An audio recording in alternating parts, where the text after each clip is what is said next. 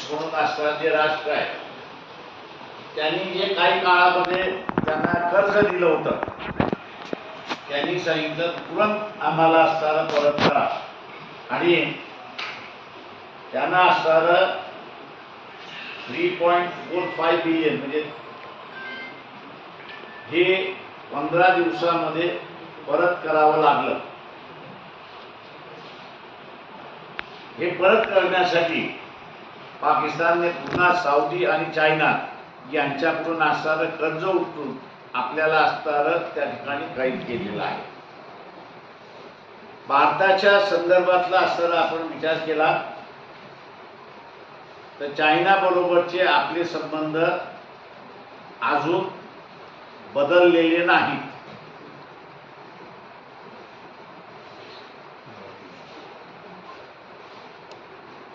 आणि दुसऱ्या बाजूला आपण बघत असाल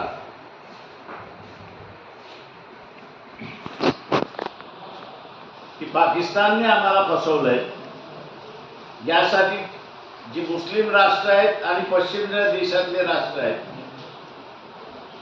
ते पुन्हा पाकिस्तानला कैचीत पकडण्याच्या मार्गामध्ये आहे.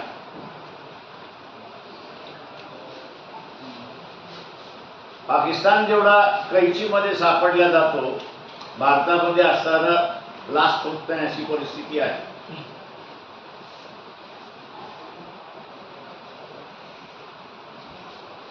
चार मुद्द्यांवरती चर्चा झाली अशी आमच्या पक्षाची माहिती आहे. राम माधव ISIच्या प्रमुखांना भेटले, रिटायर्ड ISIचे होते पटौडी म्हणून त्यांना असताना भेटले, इतर अधिकारी होते त्यांना असताना भेटले. चार मुद्द्यांवरती त्यांची असणारी चर्चा झाली.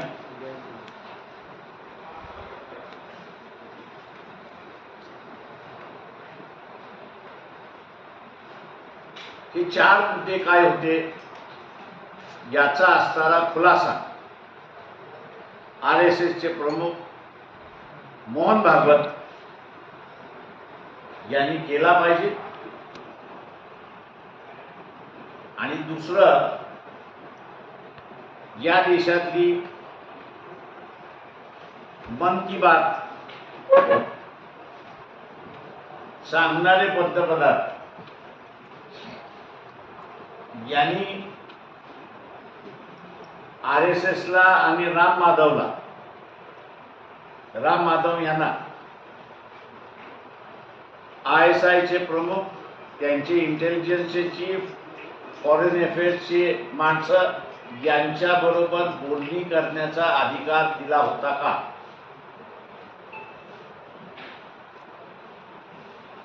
मी इथे विरोधी पक्षाचं दुर्दैव असं मानतोय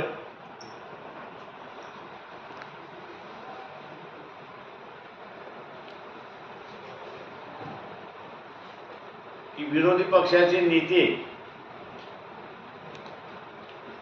यांनी भारताच्या सुरक्षिततेच्या संदर्भातले प्रश्न आणि राम माधवच्या भेटीच्या संदर्भातले प्रश्न उपस्थित केले पाहिजे होते.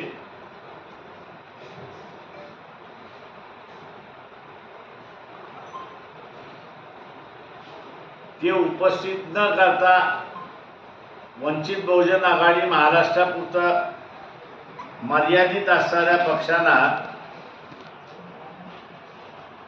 आता नॅशनल प्रश्न उचलावे लागतात आहेत अशी परिस्थिती आलेली आहे.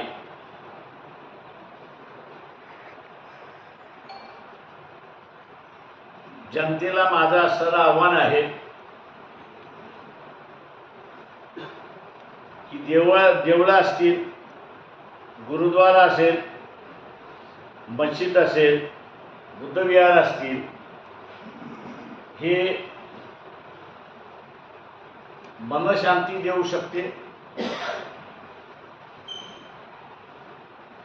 पण देशाची सुरक्षितता देऊ शकत नाही.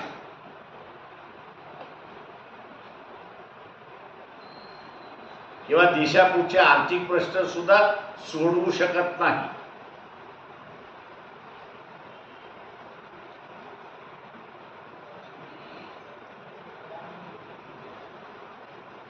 किंवा भारतीय जनतेने या गंभीर प्रश्नाची चर्चा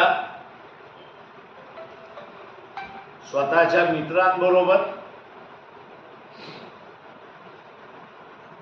जे काही राजकीय लोकांना ओळखतात त्यांच्याबरोबर,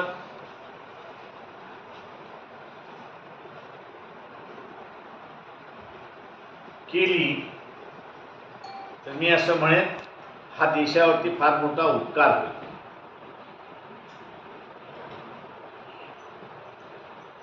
आणि जे काही भरकट चाललेलं राजकारण आहे, दिशाहीन चाललेलं जे राजकारण आहे, त्याला कुठेतरी आळा घालता येईल.